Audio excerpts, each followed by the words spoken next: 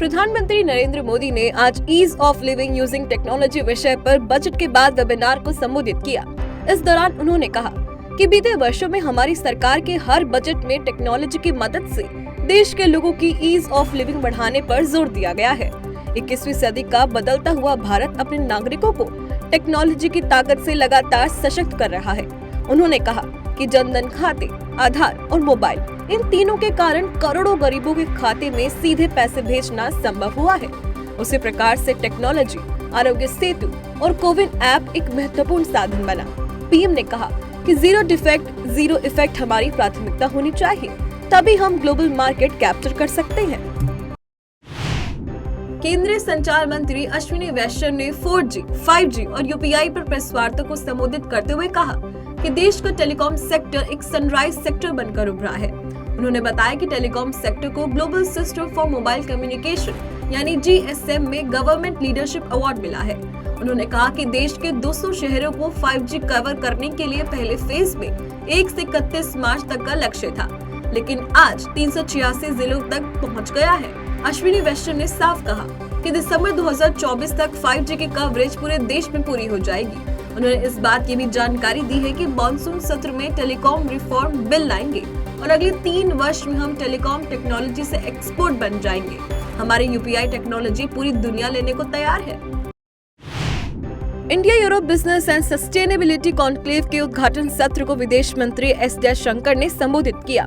इस दौरान उन्होंने कहा कि भारत व यूरोपीय संघ बहुध्रुवीय, भू राजनीतिक व सुरक्षा चिंताओं में विश्वास करते हैं। जयशंकर ने कहा कि यूरोपीय संघ भारत के सबसे बड़े और सबसे महत्वपूर्ण व्यापारिक साझेदारों में से एक है। Bharat EU FTA game changer साबित होगा। उन्होंने कहा कि व्यापार समझौते के लिए भारत का नया दृष्टिकोण गुणवत्ता को संबोधित करता है, व्यापार बाधाओं से परे है। मनीष सिसोदिया और सत्येंद्र जैन ने अपने मंत्री पद से इस्तीफा दे दिया है। मुख्यमंत्री अरविंद केजरीवाल ने दोनों का इस्तीफा भी मंजूर कर लिया है। बता दें कि मनीष सिसोदिया को CBI ने दिल्ली की नई आबकारी नीति घोटाला मामले में गिरफ्तार किया था, जिसके बाद सोमवार को राउज एवेन्यू कोर्ट में पेश करने के बाद अदालत ने 4 मार्च तक की CBI रिमांड में भेज दिया था। वहीं सत्येंद्र जैन को 30 मई 2022 को गिरफ्तार किया गया था और फिलहाल वह तिहाड़ जेल में बंद है।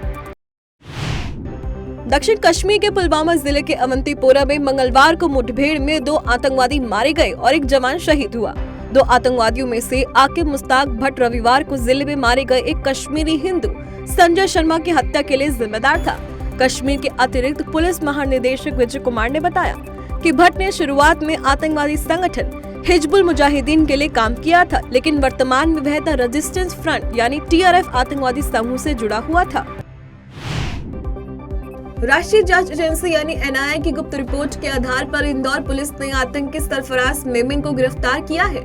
रिपोर्ट में कहा गया है कि वह चीन, पाकिस्तान और हांगकांग से ट्रेनिंग लेकर आया था और भारत में बड़े हमले की फिराक में था। उससे अब मुंबई आतंकवाद विरोधी दस्ता यानी मुंबई ATS पूछताछ करेगी। बता दें, इससे पहले NIA ने मुंबई पुलिस को ईमेल भेजकर मेमन को लेकर सतर्क रहने को भी कहा था। एजेंसी ने उसका आधार कार्ड, ड्राइविंग लाइसेंस और पासपोर्ट भी भेजा था। एजेंसी ने यह भी कहा कि मेमन भारत के लिए खतरनाक है। बता दें कि वर्ष 2020 में केंद्रीय गृह मंत्री अमित शाह के ट्विटर अकाउंट को हैक करने में भी शामिल रहा था, जिस पर उसके खिलाफ गुजरात में मामला दर्ज किया गया था। विदेश मंत्री एस जयशंकर और चेक गणराज्य के विदेश मंत्री जॉन लिपावस्की ने दोनों देशों के बीच व्यापार, रक्षा, अंतरिक्ष और शिक्षा के क्षेत्र में अवसरों पर चर्चा की। जयशंकर ने ट्वीट करते हुए कहा कि हमारे बीच लंबे समय से चले आ रहे द्विपक्षीय संबंध नियमित संपर्कों के साथ आगे बढ़ रहे हैं। हमने व्यापार, रक्षा, अंतरिक्ष, शिक्षा, विज्ञान एवं प्रौद्योगिकी और नवाचारों के क्षेत्र में अवसरों पर चर्चा की। साथ ही कहा कि हमने आपूर्ति श्रृंखलाओं, डिजिटल विश्वास और पारदर्शिता पर भारत यूरोपीय संघ के सहयोग और अभिसरण को आगे बढ़ाने का भी उल्लेख किया।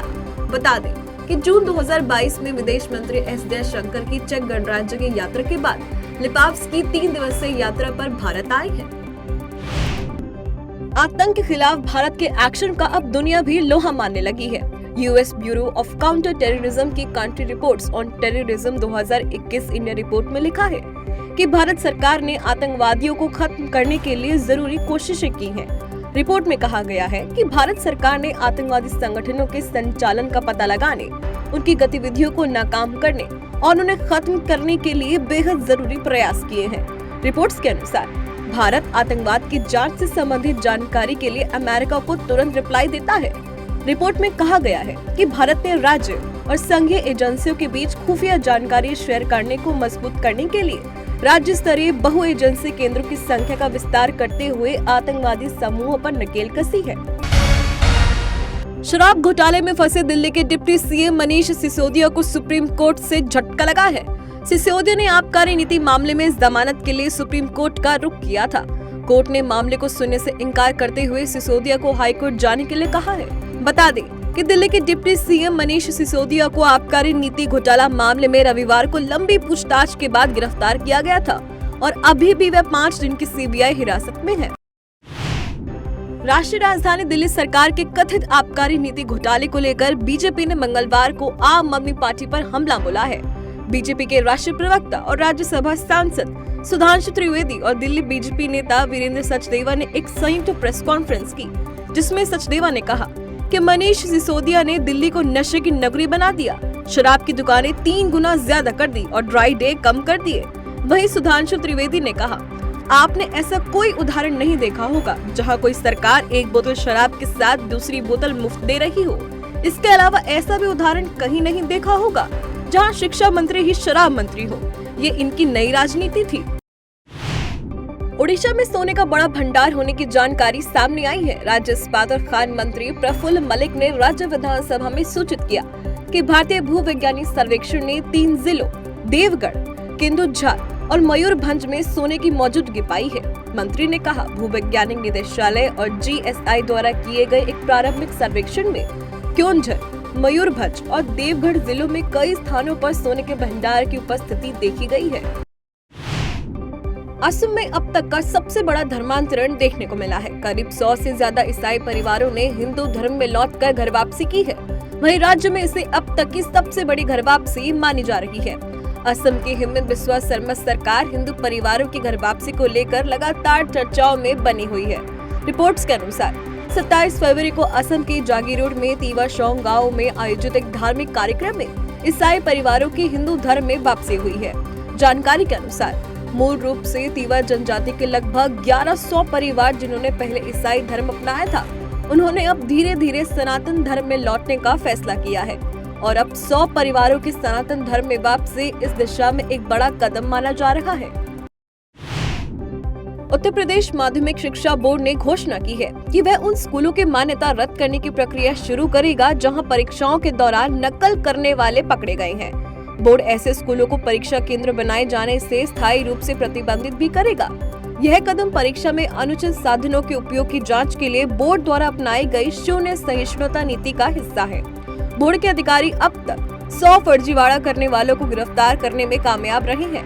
वहीं यूपीएसईबी के सचिव दिव्यकांत शुक्ला ने कहा कि विभाग के सभी अधिकारियों को इस फैसले से अवगत करा दिया गया है और सभी संवेदनशील परीक्षा केंद्रों पर लगातार नजर रखी जा रही है।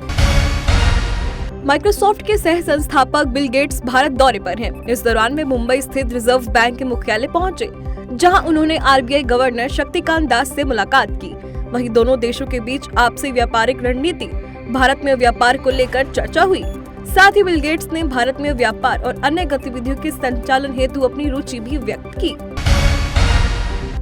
अर्जेंटीना के दिग्गज फुटबॉलर और वर्ल्ड कप विजेता लियोनेल मेसी को पुरुष वर्ग में फीफा के सर्वश्रेष्ठ खिलाड़ी का खिताब दिया गया है, जबकि महिला वर्ग में स्पेन की एलेक्सिया पुटेलेस ने उपलब्धि अपने नाम की है। पेरिस के सैले में समारोह के दौरान मेसी ने कहा कि इतने लंबे संघर्ष के बाद और इतना जोर देने के बाद अपने सपने को हासिल करने में सक्षम होना मेरे लिए बहुत बड़ी बात थी। हालांकि इस अवार्ड के लिए फ्रांस के एम्बापे को भी पुरस्कार के लिए नॉमिनेट किया गया था, लेकिन उन्हें मेसी ने यहाँ भी मात देते हुए अवार्ड अपने नाम कर लिया। मेसी को सर्वश्रेष्ठ प्लेयर के लिए सबसे ज्यादा वोट मिले हैं। इस दौरान मेसी ने कहा कि यह मेरे करियर की सबसे खूबसूरत चीज है। यह हर खिलाड़ी का सपना होता है और बहुत कम लोग इसे हासिल कर पाते हैं। भगवान का शुक्र है कि मैं ऐसा कर पाया। भारतीय अंतरिक्ष अनुसंधान संगठन यानी इसरो ने अपने मून मिशन चंद्रयान 3 के तहत बड़ी सफलता हासिल की है। इसरो द्वारा दी गई जानकारी के अनुसार चंद्रयान 3 मिशन के लिए प्रक्षेपण यान के CE-20 क्रायोजेनिक इंजन का सफलतापूर्वक परीक्षण किया गया। इसरो के अधिकारियों ने बताया कि 24 फरवरी को तमिलनाडु के महेंद्रगिरी में इसरो प्रोपल्शन कॉम्प्लेक्स की हाई एल्टीट्यूड टेस्ट फैसिलिटी में 25 सेकंड की नियोजित अवधि के लिए परीक्षण किया गया था, जिसमें सभी पैरामीटर संतोषजनक पाए गए।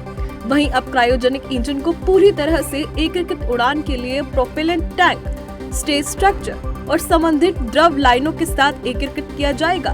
बता दें, इससे पहले इसरो ने चंद्रयान 3 के लैंडर का सफल परीक्षण किया था।